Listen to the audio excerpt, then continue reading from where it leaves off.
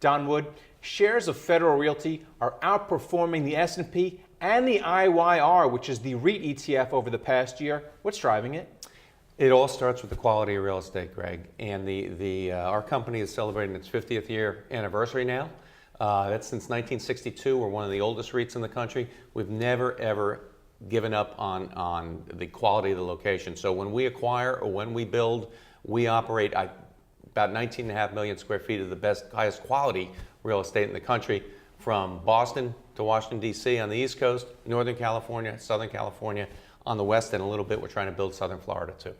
And a lot of that property is somewhere in between malls and strip malls. So how is the consumer hanging in there? Are they visiting your properties? Let me describe the properties for a second.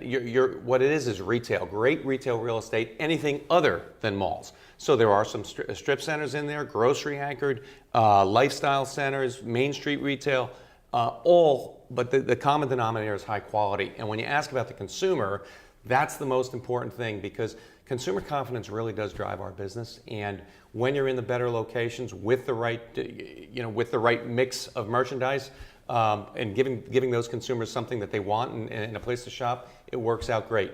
Consumers, our tenant sales, which is how we measure it at Federal Properties, significantly outpace our competitors. Let's talk about some of those tenants. There's a lot of worry right now about anchor tenants because you have Borders going bankrupt, you have troubles at JCPenney's as well as Sears. How is that affecting you?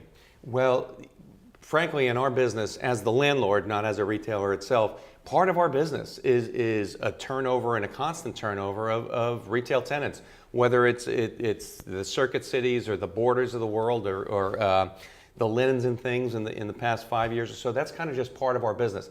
In the right quality, in the right locations, there's another tenant ready to fill it. And so our portfolio is over 93% leased, and some of the best chances to increase rent and create value is with our anchor tenants. All right, so who are some of the up-and-coming tenants that are filling those spots that were previously held by Best Buys and Borders, et cetera? Yeah, I'm afraid to say the Apple Store because everybody loves the Apple Store, but it's true. Apple is a great tenant for us, and particularly in Bethesda, Maryland, which is one of our hottest markets.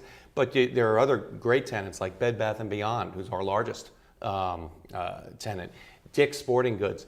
There are a lot of great retailers out there that are expanding, but only expanding in the right places. All right, so where are you expanding? We've talked about the consumers, we've talked about the tenants. So where's Federal Realty looking to expand? Well, we've got $1 billion committed in a number of places. One, a brand new mixed-use development in Rockville, Maryland. Another one, part outlet, part restaurant and entertainment, just outside of Boston in Somerville, Massachusetts. We continue to expand out in Northern California with our Santana Row project. And we've made a couple of great acquisitions in the past year. Also in Rockville, Maryland with a shopping center called Montrose Crossing, and one out in Southern California just south of LAX called Plaza El Segundo. So there's a lot going on that looks great for Federal for the next 5 years. This market is stock pickers market. Stocks have rallied this year. We're coming into a Monday where we're getting